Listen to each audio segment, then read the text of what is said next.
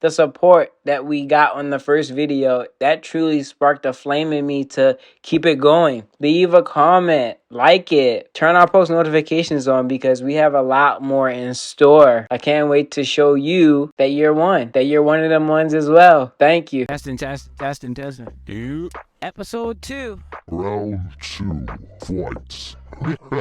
We decided to go with the name We Them Ones. After I had saw the end of the last video, I felt like the energy that we conveyed and shared to y'all when we said it, it was like more meaningful than anything. So I was like, yo, we should call it We Them Ones, because We Them Ones. The podcast actually started way before it was supposed to start, because I sent this man a preview and he had shipped it off to other people, and I'm like, let me take advantage of the views right now. Taking advantage of momentum is everything. Like, once you see it going up, there's no point of you postponing it 2 weeks from now. Take advantage of it, even if it's a little bit of views that are different than usual. Take advantage of it, because all that goes in the algorithm. All that helps you get seen more. How you feel about this whole podcast thing? Like, what's your hopes for it? What do you plan on doing? What's your message? I plan on inspiring the youth. Like, we had a conversation before we had turned the camera on, and it was basically about trying to take care home before we show it to the actual world. So, you know, I'm trying to be better at encouraging certain audiences, because we have to use our influence to get to different places, and we know that we can have an influence on younger people. Right, and that influence on younger people can also turn into something that's great at the end of the day. We can motivate younger people to be something that in 1,000,001 ways they may not see in their own eyes that it's possible. Anything is possible in many ways as long as it's realistic and you put in the work for it. You gotta be able to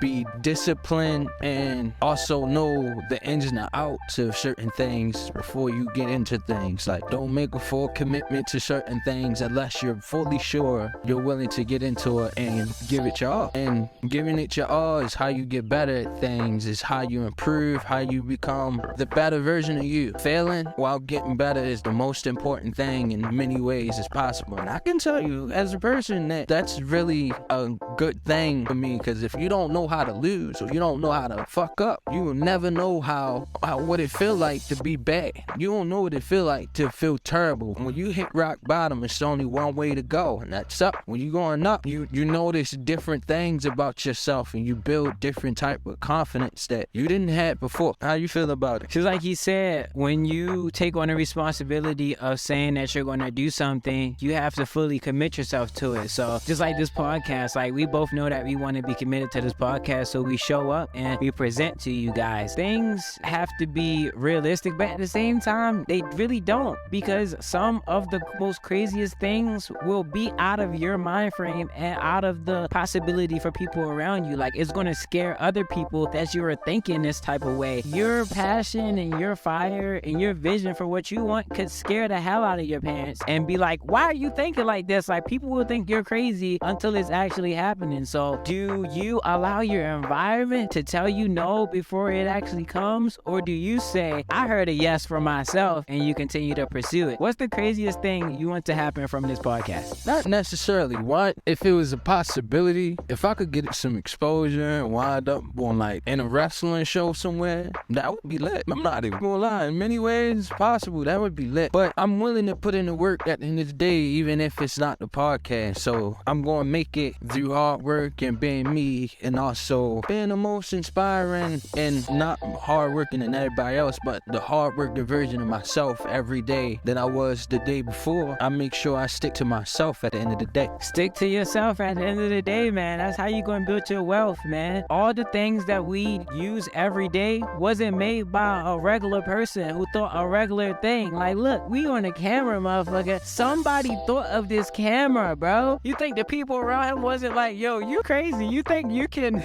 record yourself and take photos of something? Yo, that's crazy. Like, the helicopters in the sky, we can't fly. People don't know until you show them, bro. A million no's means nothing to that one good yes. Let me rephrase that. A million tiny no's can mean nothing to that one big yes. That could mean anything and could change your whole entire life around in many ways. Rejection isn't really rejection, it's just redirection. It's when you don't have your mind frame set on something, it can feel like the last answer. When you don't know any better, once you get a result, you think that that's all. So you have to continue to put new ideas and new mindsets from other people into yourself, because how you're viewing it and how you think of attacking it, there's 100 other ways to attack it, bruh. We be so stuck in ourselves and thinking that it has to be done one way, when in reality, there's so many ways to do it. Just like all the podcasts are in a building, we not in a building. We don't have 2 mics. We outside, just chilling at an old high school, actually. That's crazy. So many memories here at the football field. I remember when Michael got to play